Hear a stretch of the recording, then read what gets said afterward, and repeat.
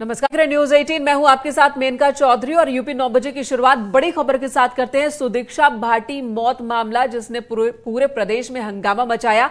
Police ने बड़ी कामयाबी हासिल की है। इस मामले में 2 लड़कों को गिरफ्तार किया है पुलिस ने। आरोप है ये वही 2 लड़के हैं जिनके बुलेट से सुदीक्षा की बाइक में टक्कर मारी गई थी और इस बुलेट को इन्होंने मॉडिफाई भी करा लिया था। इस मामले के तूल पकड़ने के बाद सुदीक्षा की मौत के बाद इन्होंने अपनी बुलेट को मॉडिफाई कराया था। 7,000 रुपए खर्च करके इसका रंग बदलवाया था, लेकिन पुलिस ने सर्विलांस के आधार पर, सीसीटीवी फुटेज के आधार पर इन दोनों को पकड़ा है। आज पुलिस की ओर से एक प्रेस कॉन्फ्रेंस होगी जिसके बाद चीजों को साफ साफ पुलिस की ओर से मीडिया के सामने रखा जाएगा। तो ये जो बुलेट इस वक्त आप देख रहे हैं ये वही रॉयल इनफील्ड है जिससे टक्कर हुई थी सुदीक्षा की बाइक में। और इस बुलेट का कलर उस वक्त ब्लैक था हादसे के वक्त, लेकिन उसके बाद इन लड़कों ने इसे मॉडिफाई करा लिया। और इस मामले की जांच पड़ताल में जुटी एसआईटी की टीम ने 1.5 दर्जन से ज्यादा बुलेट्स, पूरे जिले के बुलेट्स को कब्जे में लिया था। सीसीटीवी फुटेज खंगाले गए थे। 150 से ज्यादा फोन नंबर्स जो हैं, सर्विलांस है, वो चेक किए गए थे, जिसके बाद इन लड़कों की गिरफ्तारी हुई है। राजीव हमारे सहयोगी इस वक्त हमारे साथ जुड़ चुके हैं ज्यादा जानकारी के साथ। राजीव, आज 11 बजे के आसपास पुलिस प्रेस ब्रीफिंग करने वाली, प्रेस कॉन्फ्रेंस करने वाली है और ऐसे में उम्मीद है कि पुलिस के पास सभी सवालों का जवाब होगा। राजीव, आवाज पहुंच रही है आप तक? बिल्कुल, देखा जाए तो सुदीक्षा भाटी की जो मौत हुई थी और परिजनों ने जो आरोप लगाया था कि 2 मनचले लगातार छेड़खानी कर रहे थे जिसकी वजह से घटना घटी, एक्सीडेंट हो गया, उनकी मौत हो गई। हालांकि उस समय देखा जाए तो प्रशासनिक जो अधिकारी थे तरह तरह का स्टेटमेंट दे रहे थे, लेकिन उनकी गिरफ्तारी के बाद एक बात तो सामने आ गई है कि जो लड़कों को गिरफ्तार किया गया है, जो मनचले हैं, इनकी बड़ी उसमें भूमिका रही है घटना एक्सीडेंट होने में। तो उनको कल गिरफ्तार कर लिया गया है। पुलिस को बड़ी कामयाबी मिली है। जी राजीव, लेकिन पुलिस अब भी अपने इस बात पर कायम है कि छेड़खानी जैसी वारदात वहां पर नहीं हुई थी। पुलिस अब भी कह रही है कि हादसा हुआ था, टक्कर हुई थी, लेकिन छेड़खानी नहीं। बिल्कुल आपकी बात सही है। अभी जो यहाँ के एसएसपी हैं संतोष कुमार सिंह, उनका सीधे तौर पे तो नहीं, लेकिन इशारों में कहना था कि जिस तरह की बातें मीडिया में दिखाई गई उस दिन, उस तरह की बातें नहीं है। तो हम लोग को इंतजार करना होगा कि जो 12 बजे जो दोषियों को जो गिरफ्तार किया गया है उस समय पुलिस क्या स्टेटमेंट देती है कि उनके ऊपर क्या आरोप बनता है। क्योंकि कल देखा जाए तो कल जो सुदीक्षा भाटी के जो पिता जितेंद्र भाटी हैं, वह और उनके भाई दोनों लोगों को यहाँ बुलंदशहर बुलाया गया था और उन लोगों को पहचान करने के बाद ही जो है दोषियों को गिरफ्तार किया गया है और उनके पास जो बुलेट थी उसको जो है राजीव, जिन लड़कों को पुलिस ने पकड़ा है, जिन लड़कों को पुलिस ने पकड़ा है, क्या उनके परिजनों की ओर से कोई बात सामने आई अभी तक? आखिर इन्होंने अपनी बुलेट को मॉडिफाई क्यों कराया था? अगर इनकी गलती नहीं थी तो उस दिन जो भी हुआ था, टक्कर कैसे हुई, ये खुद भी आकर पुलिस के सामने उस बात को रख सकते थे। तो क्यों इन्होंने अपनी बाइक को मॉडिफाई कराया? क्या वाकई में ये छेड़खानी कर रहे थे और यही मसला है?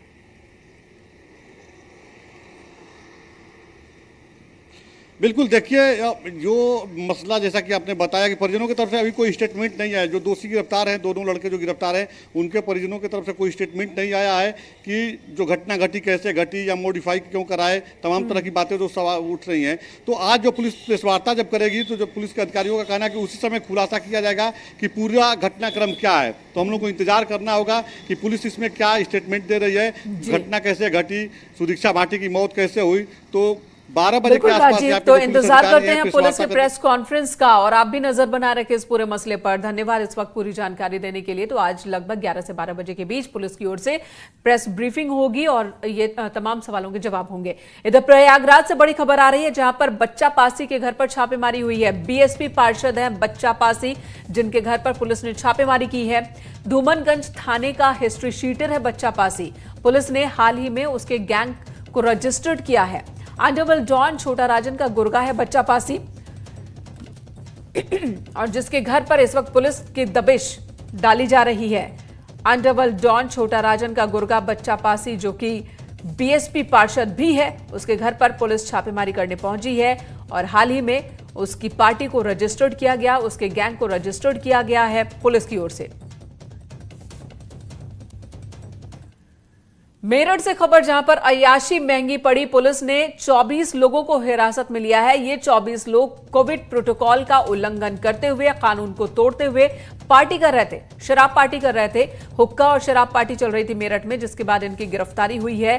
सोशल डिस्टेंसिंग का भी यहां पर ख्याल नहीं रखा जा रहा था। तस्वीरें भी इस वक्त आप न्यूज 18 पर देख पा रहे हैं। ये वो 24 लोग हैं। बताया ये जा रहा है कि यहां पर एक होटल की रीओपनिंग थी और इसी मौके पर होटल मालिक की ओर से पार्टी दी गई थी, जहां पर कोविड प्रोटोकॉल का पूरी तरह से उल्लंघन हो रहा था, जिसके बाद इन 24 लोगों को हिरासत में लिया गया।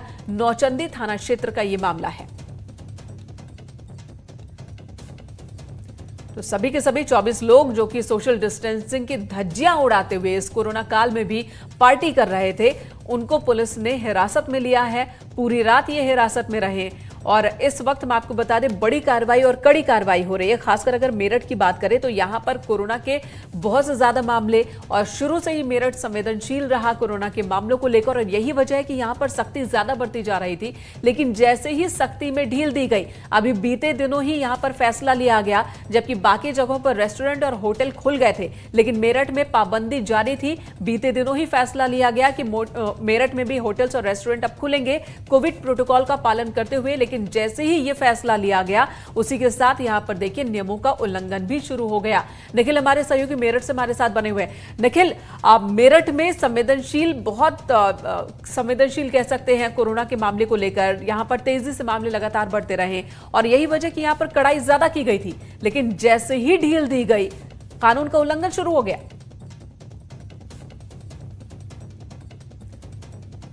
निखिल, इस मामले में जिन 24 लोगों को हिरासत में लिया गया है, और क्या कार्रवाई हो रही है इस वक्त? देखिए, इस पूरे मामले में अब तक ये संख्या 50 पहुंच गई है। 50 लोगों को पुलिस ने गिरफ्तार कर लिया है। ये लोग थाने में इस समय बैठे हैं। और मैं आपको बता दूं कि लॉकडाउन में अय्याशों की पार्टी चल रही थी, हुक्का पिया जा रहा था वहां पर, और बिल्कुल गैरकानूनी तरीके से और तो और अवैध असला इनसे बरामद हुए हैं। पुलिस अधिकारियों की माने तो यहाँ तमंचे पे डांस हो रहा था। इसके अलावा एक अन्य पार्टी भी यहाँ चल रही थी, जिसमें शहर के कई नामी ग्रामी लोग मौजूद थे और वो लोग शराब पार्टी कर रहे थे। यानी एक ही बिल्डिंग में 2 पार्टियां चल रही थी, और वो भी पुलिस की नाक के नीचे। थाना नौचंदी क्षेत्र का ये मामला है। जब आला अधिकारियों से इसकी शिकायत की गई तो फिर वहां छापा मारा गया और उन सभी 50 लोगों को गिरफ्तार कर लिया गया है। इस पूरे मामले में अब 50 लोग गिरफ्तार हैं, जिसमें एक डॉक्टर और कई अन्य लोग भी शामिल है, जो शहर की कई... एक ही इमारत में 2 अलग अलग पार्टीज चल रही थी और दोनों ही पार्टी में शामिल लोगों को पुलिस ने गिरफ्तार कर लिया है। इनकी संख्या 50 है, लेकिन ये इमारत किसकी है? कौन था जो कि इस तरह की पार्टी का आयोजन कर रहा था? कौन है वो शख्स? देखिए, ये इमारत रेंटेड इमारत है, जिसमें अलग अलग सेगमेंट में कई लोगों को रेंट पे इमारत दी गई है। एक रेस्टोरेंट के लिए दी गई थी, जो अभी रेस्टोरेंट लॉकडाउन की वजह से शुरू नहीं हुआ था, उसी में हुक्का पार्टी चल रही थी। और एक प्राइवेट ऑफिस था जिसमें शराब पार्टी चल रही थी। इन दोनों ही मामलों में अब पुलिस जागी है, क्योंकि आला अधिकारियों से इस पूरे मामले में शिकायत की गई थी। और जब ये गिरफ्तारियां हुई है तो शहर भर में हड़कंप मचा है। कई हाई प्रोफाइल लोग क्योंकि इसमें शामिल है, तो इसलिए सिफारिशों का दौर भी जारी है। पुलिस अभी तक इस पूरे मामले में मुकदमा भी नहीं लिख पाई है। और तो पुलिस पर यानी कि पुलिस पर दबाव है इस मामले को दबाने का, और खासकर कुछ नाम को तो हटाने का दबाव बना हुआ है पुलिस पर। आप इस पर अपनी निगाह बनाए रखें। आखिर कौन कौन वो लोग हैं जो कि कोविड-19 के इस दौर में, जब पूरे देश में एक बड़ी लड़ाई चल रही है इस महामारी के खिलाफ, वहां पर लॉकडाउन के दौरान सैटरडे संडे लॉकडाउन होता है पूरे उत्तर प्रदेश में, और लॉकडाउन के रात पार्टी कर रहे हैं, पार्टी का आयोजन कर रहे हैं। पुलिस ने कार्रवाई की है, लेकिन पुलिस पर भी दबाव। धन्यवाद इस वक्त पूरी जानकारी देने के लिए निखिल। इधर मेरठ से ही एक खबर, अगली खबर, जहां पर बीती रात स्पोर्ट्स फैक्ट्री में आग लग गई। वीनस स्पोर्ट्स फैक्ट्री, जिसमें आग लगी और आग ने देखते ही देखते भयानक रूप अख्तियार कर लिया। पूरी फैक्ट्री को अपनी चपेट में ले लिया आग ने। थाना परतापुर क्षेत्र के उद्योगपुरम इलाके का यह मसला, जहां पर पूरे इलाके की फिर बिजली काटनी पड़ी ताकि इस आग पर काबू पाया जा सके। जो दुर्घटना है उसका दायरा और न बढ़े, आग का दायरा और न बढ़े, इसके लिए आसपास के इलाके से भी फायर ब्रिगेड की गाड़ियों को बुलाना पड़ा और दमकल की आधा दर्जन से ज्यादा गाड़ियों ने काफी मशक्कत के बाद आग पर कंट्रोल किया, काबू पाया। नुकसान की जहां तक बात है तो काफी नुकसान की आशंका जताई जा रही है। उधर फिरोजाबाद में एक बस में आग लग गई और इस हादसे में एक शख्स की मौके पर ही मौत हो गई। 3 लोग झुलस गए। हादसे के वक्त 72 लोग इस बस में सवार थे। गनीमत रही कि सभी को बाहर निकाल लिया गया, लेकिन ये 3 लोग खुशकिस्मत नहीं रहे, ये झुलस गए। हालांकि घायलों की स्थिति खतरे से बाहर बताई जा रही है, लेकिन एक शख्स, उसकी जान चली गई, उसकी पहचान भी की जा रही है कि आखिर वो कौन है। हालांकि ये सभी बिहार के ही रहने वाले हैं। बिहार से अहमदाबाद जा रही थी बस। नसीबपुर थाना क्षेत्र में यह हादसा हुआ है, आगरा लखनऊ एक्सप्रेस वे पर। और जो बताया जा रहा है, बस डिवाइडर से टकराई, जिसके बाद उसमें आग लग गई। उधर कानपुर के नजीराबाद थाना क्षेत्र में चलती बाइक में आग लग गई और इस हादसे में 2 लड़के जो कि बाइक पर सवार थे, दोनों ही झुलस गए। स्थानीय लोगों ने दोनों को हॉस्पिटल पहुंचाया। बाइक पर पानी डालकर आग बुझाई गई। घायलों को हॉस्पिटल ले जाया गया, वो खतरे से बाहर है। गुमटी से संत नगर की ओर जा रहे थे ये लड़के और तभी बाइक में आग लग गई।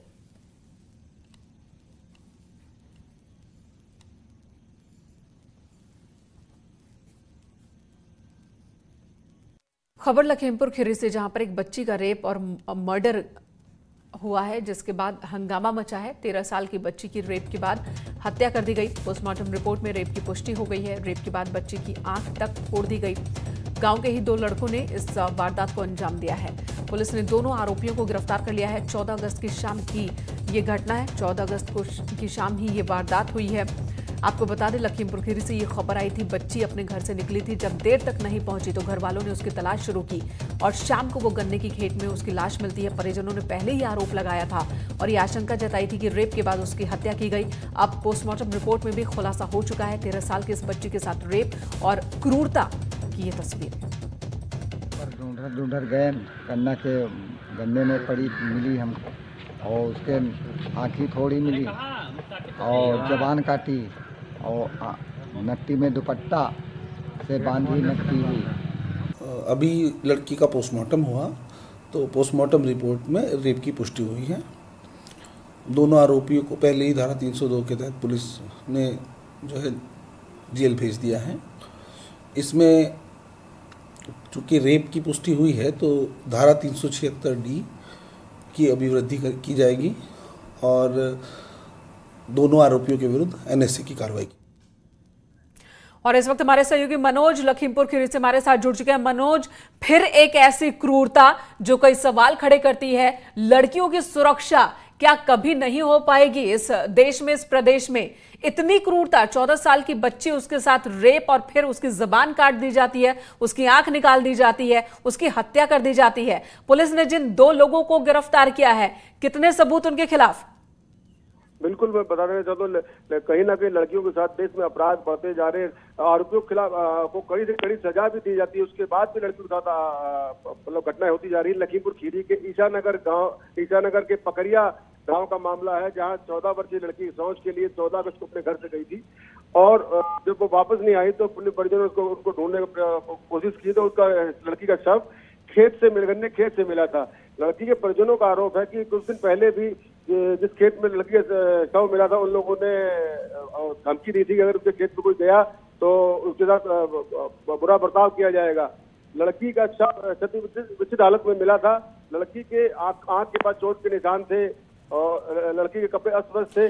मनोज, परिजनों ने जिन 2 लड़कों की बात कही है, जिनको पुलिस ने गिरफ्तार भी किया है, क्या कार्रवाई उनके इर्द गिर्द ही है, जांच उनके इर्द गिर्द ही है, या पुलिस का दायरा जांच का और ज्यादा बड़ा है? पुलिस परिजनों की तहरीर के आधार पर उन दोनों युवकों को गिरफ्तार कर लिया। पुलिस हर पहलू पर जांच कर रही है। पुलिस जांच में अभी तक दोनों लड़कों पे ही शक की सुई घूम रही है। कहीं ना कहीं पुलिस का कहना है कि लड़की के साथ रेप की पुष्टि की गई है। अब इन दोनों आरोपियों के खिलाफ NSA की तहत कार्रवाई की जाएगी और मतलब मौत के और पहलुओं पर पुलिस जांच कर रही है। जी मनोज, जांच के जी धन्यवाद इस वक्त पूरी जानकारी देने के लिए। तो लखीमपुर खीरी में रेप की पुष्टि हो चुकी है और जो वाकया, जो पोस्टमार्टम रिपोर्ट में जो बात सामने आई है, वो क्रूरता की कहानी बयां कर रही है।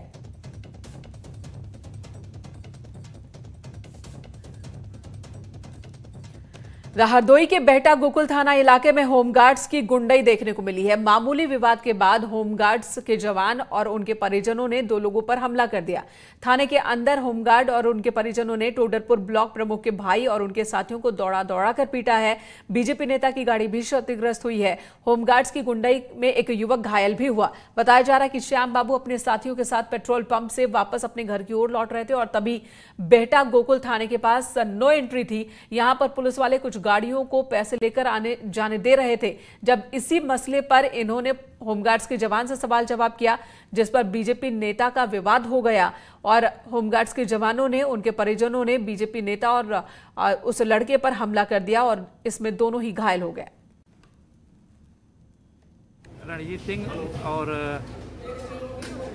यदुवीर सिंह आदि उनके पिता भाई राजकुमार सभी लोग आगे गांव के 6-7 लोग, उन्होंने हम लोग प्राण घातक हमला किया, ईंटें पत्थर चलाए, धारदार हथियार उन लोगों के पास थे। एक घटना थाने के अंदर हुई, पुलिस वहां मौजूद रही, हम लोगों के द्वारा वो 4 लोग पकड़ के पुलिस को दिए गए, 3 लोग।